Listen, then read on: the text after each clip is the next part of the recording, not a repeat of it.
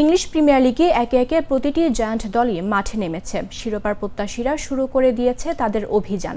সর্বশেষ আজ রাতে মুখোমুখি হলো প্রিমিয়ার লিগের ঐতিহ্যবাহী দুই দল আর্সেনাল এবং ম্যানচেস্টার ইউনাইটেড। লিগ শুরুর একেবারে প্রথম রাউন্ডে হাই ভোল্টেজ ম্যাচে মুখোমুখি হলো এই দুই দল। তবে প্রত্যাশিতভাবেই এই ম্যাচে জয়ী দলটির নাম আর্সেনাল। ম্যানিওর মাঠ ওল্ড ট্রাফোর্ড থেকে তারা জয় তুলে এনেছে 1-0 গোলের ব্যবধানে। গানারদের হয়ে ম্যাচে একমাত্র জয়সূচক গোলটি করেন রিকার্ডো ক্যালাফিওরি। 13তম মিনিটে পয়েন্ট ব্ল্যাঙ্ক রেঞ্জ থেকে দুর্দান্ত এক শটে ম্যানিওর জালে বল জড়ান ক্যালাফিওরি। রোববারের ম্যাচটি হয়তো নতুন মৌসুমে আর্সেনালের প্রথম ম্যাচ ছিল, কিন্তু মিকেল আর্তেতার দল 2024-25 মৌসুমে যেখানে থেমেছিল যেন সেখান থেকেই ফিরে আসে। গোল হজম করার পর ইউনাইটেড বারবার আক্রমণে উঠে আসার চেষ্টা করছিল।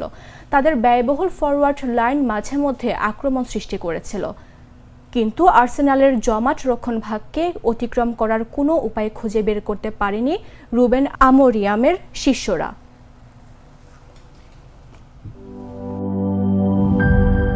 বেশি পাকা টমেটো আর সিক্রেট রেসিপির কম্বিনেশনে তৈরি প্রাউন সসের বস।